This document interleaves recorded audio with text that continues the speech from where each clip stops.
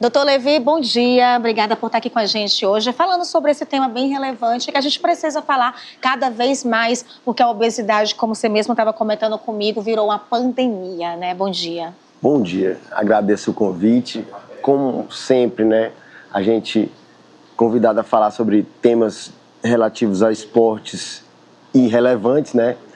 E agora, nada mais útil do que falar da obesidade, que teoricamente é uma doença multifatorial, uma doença que ela recidiva, isso quer dizer que ela volta, uma doença que tem que ser tratada de maneira multifatorial, né?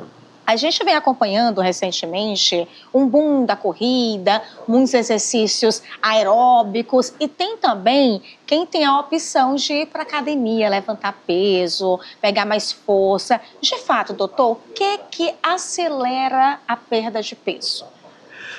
Já é bem documentado que, infelizmente, a atividade física sozinha, ela não emagrece. O que emagrece? O que já é...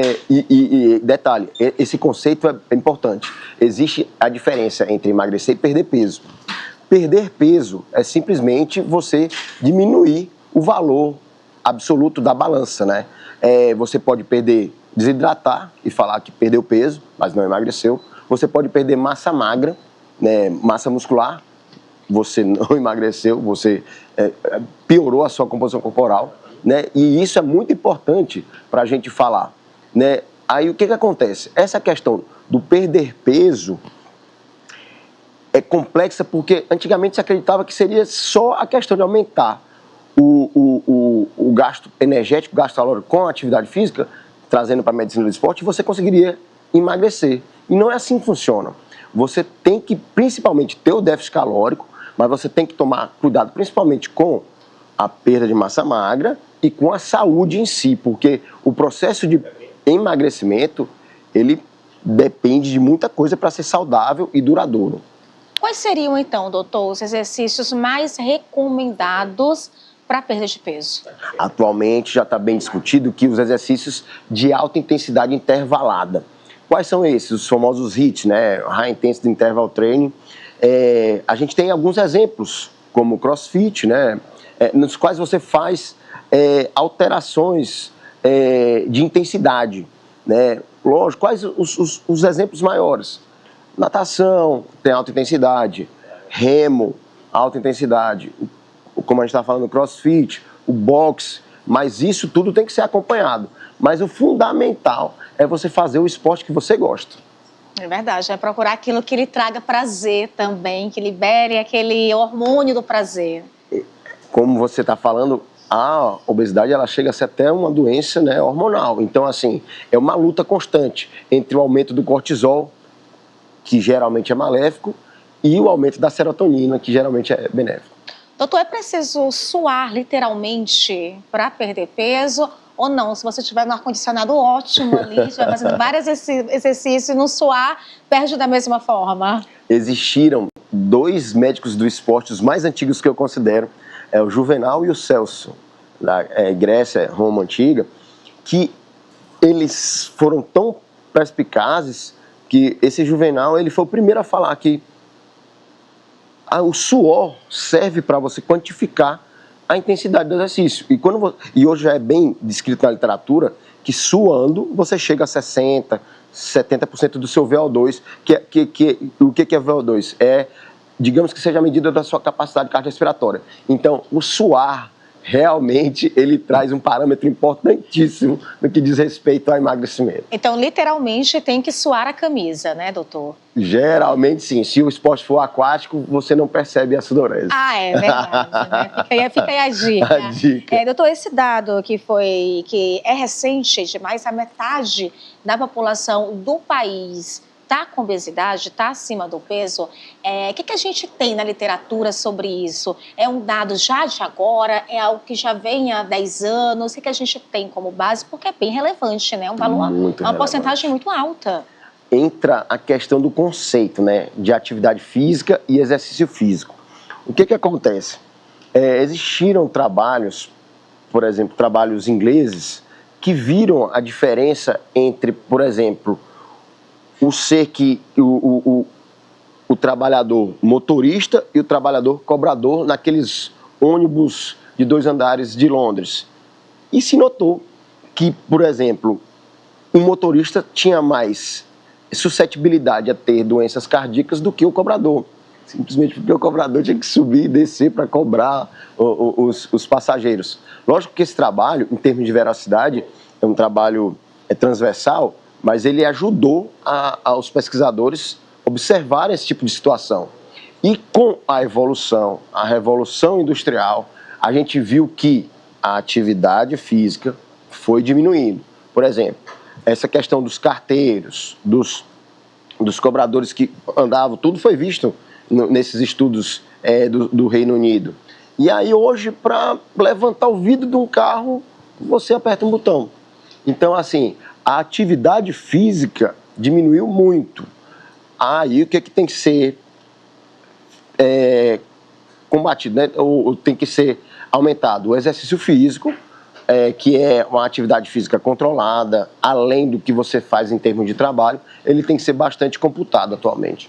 Olha, eu tenho observado, até me corrige, doutor, se eu estiver errada, que a gente vive numa geração que vem procurando cada vez mais resultados mais rápidos. E diante disso, a gente vê as pessoas se movimentando de qualquer forma, indo para a rua fazer qualquer coisa, né? Ou então, simplesmente ligam a câmera do celular, pegam uma aula live no YouTube e começam a fazer ali por conta própria. Em prol disso, a gente vê também o crescimento do uso das canetas emagrecedoras, que também traz esse resultado mais rápido para as pessoas. Como é que está isso? É isso realmente eficaz no emagrecimento? Essa pergunta é espetacular, porque a gente, como estava comentando, a obesidade ela é multifatorial. E a gente tem que comentar que existem armas para tratar a obesidade. É óbvio que existem classificações. A obesidade, sendo multifatorial, hoje, por exemplo, um questionário, um estudo que eu gosto de falar muito é o estudo do Acosta, que ele divide a obesidade em fenótipos. Aí você tem o cérebro faminto, o intestino faminto, a fome emocional e o mais famosinho de todos, que todo mundo quer ter, mas nem todo mundo tem, só 15%, é a diminuição, é o slow burn, que é a diminuição do metabolismo basal, que teoricamente seria o mais fácil de tratar. Mas em se tratando de tratamento, e como você mesmo falou, você fenotipando o paciente, individualizando o paciente, você vai ter mais sucesso no tratamento. Aí, as canetinhas, elas são armas muito eficazes, são evoluções de remédios para o diabetes, né, que era o mais comum, remédios que já foram provados agora que podem ser utilizados para doenças cardíacas, doenças tipo apneia do sono, doenças pneumológicas, etc. Mas assim, as canetinhas elas são armas que podem ser utilizadas, mas não são eficazes para todos os tipos de paciente. É individualizado. Por isso que a gente tem que frisar bem, tem que ser bem acompanhado. Obesidade não é falha de caráter, não é, poxa, ele é obeso porque ele é preguiçoso. Longe disso, mas assim, tem que ser individualizado. E quais são, para a gente finalizar, quais são os erros mais comuns que as pessoas que querem emagrecer cometem? Querer emagrecer de maneira rápida, sem mudar o estilo de vida. Emagrecer sem um acompanhamento. E, assim, o erro é a questão do não querer mudar o estilo de vida para que seja uma coisa duradoura. Tem que ser lento, porque se não for lento, ou, assim, digamos assim, acompanhado, o risco de você cometer erros como perda de massa magra são muito maiores. Se você perder músculo, você está errando. Você está piorando a sua composição corporal e você não está ganhando saúde. Para que seja ganho de saúde, tem que ser bastante ajustado. Tem que ter um nutricionista do lado, tem que ter um professor de educação física do lado, um médico do esporte do lado, porque assim, a chance de você emagrecer sozinho é muito difícil. É comparável, digamos que seja comparável a parar de fumar. E existem vários motivos que levam a pessoa a ser obesa. Até a genética pode ser atribuída também como um fator importante. Então, assim, você tem que fazer o estudo individualizado, como, por exemplo, utilizar a fenotipagem, e a partir daí, para cada caso, você saber quais as armas que você vai ter que utilizar. É isso, tem que traçar um plano, né, gente, de forma individual, mas não dá para viver assim, não dá para viver com esse dado aí alarmante aqui no Brasil. A gente tem que voltar os olhos para a saúde, assim, cada um cuidar mais de si, né? Doutor, é muito bom, obrigada, tá, por estar aqui com a gente hoje. Só para encerrar, eu vi você falando aí sobre massa magra, não perder massa magra, e tem uma coisa que eu observo que muitas mulheres falam, tipo assim, não emagrece muito não, porque dá a aparência que fica mais velha quando a mulher vai ficando vai aumentando de idade, vai ficando mais velha. Eu escuto muito isso. Isso existe mesmo ou não existe? A questão do colágeno. Tem até, já que a gente está falando também das canetinhas, né? Tem até a faces de Monjaro, mas isso acontece porque às vezes a pessoa perde peso tão rápido que você não tem, o organismo ele não tem tempo de se adaptar, e realmente você fica com uma cara mais, digamos assim, chupada, né? Mas assim, isso é bem descrito na literatura. E a questão do envelhecimento relacionado à atividade física, isso depende, porque é mais relacionado à questão do colágeno do que a atividade física em si. Porque, geralmente, quando você vai praticar uma atividade, às vezes você vai para um ambiente aberto, aqui mesmo, como a gente já falou sobre esportes e BR-Obron, a última vez que a gente veio aqui, você tem que tomar conta de várias situações, como, por exemplo, o uso de protetor solar.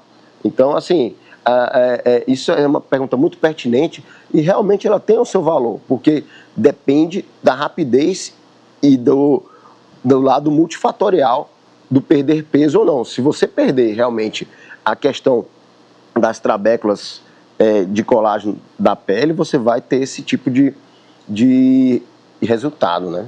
É isso, resumindo, tem que ter realmente, de fato, um acompanhamento. Lembrando que sempre o benefício do esporte vai ser maior do que o risco. A gente já falou aqui sobre morte, tem atletas também, e assim, não estou colocando medo nem falando do esporte ideal para perder peso, não.